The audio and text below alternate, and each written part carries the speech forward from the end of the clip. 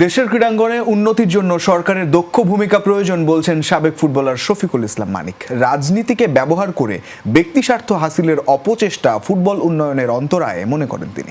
এদিকে আরেক সাবেক ফুটবলার হাসানুজ্জামান খান বাবলুর মতে দেশে প্রতিভা থাকলেও কেবল দক্ষ সংগঠকের অভাবে তা বিকশিত হচ্ছে না। বয়সভিত্তিক দল থেকেই ফুটবলারদের রাডারে রাখার পরামর্শ সাবেকদের।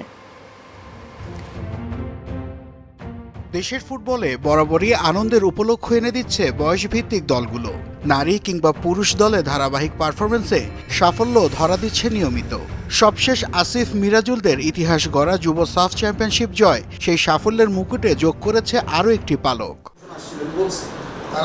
বাংলাদেশের সর্বত্র প্রতিভা ছড়িয়ে ছিটিয়ে আছে বলে মানছেন সাবেক ফুটবলাররা। তবে দক্ষ সংগঠকের অভাবে ঠিকভাবে আলোর মুখ দেখছেন না বলে মনে করেন হাসানুজ্জামান খান বাবলু। তরুণ ফুটবলারদের যথাযথ নার্সিংয়ের মাধ্যমে জাতীয় দলে আনার কথা বলছেন তিনি।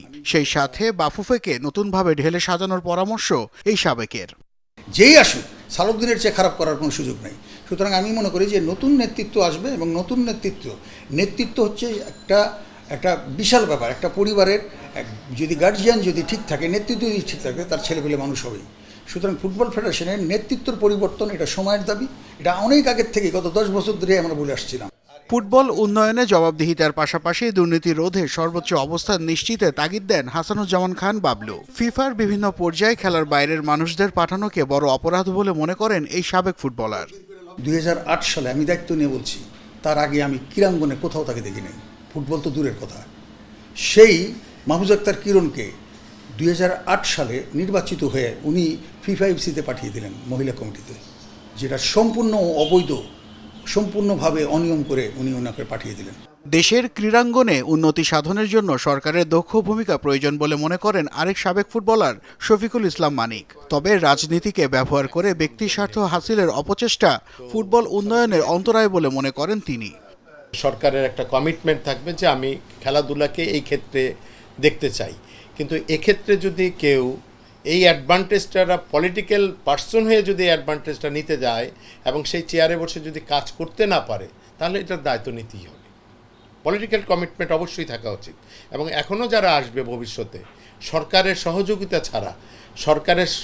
ছাড়া কোনো খেলাধুলায় উন্নতির দিকে যাবে না।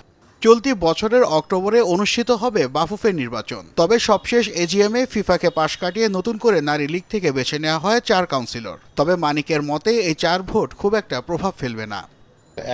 মানে 4 জনের ভোটেই তো নির্বাচিত কেউ হয়ে যাবেন না। এখন সংবিধানের অনেক কিছুই হয়তো চেঞ্জ হচ্ছে, তো কেন না আবার সামনের যারা বাফুফের আছে এটা পরিবর্তনযোগ্য।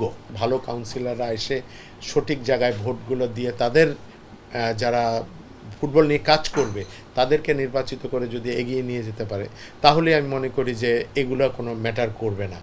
স্বচ্ছ ও নিরপেক্ষতার অভাবে প্রতিনিয়তই ফুটবল পিছিয়ে পড়ছে বলে মত সাবেকদের। নাসিফ শুভ, যমুনা স্পোর্টস, ঢাকা।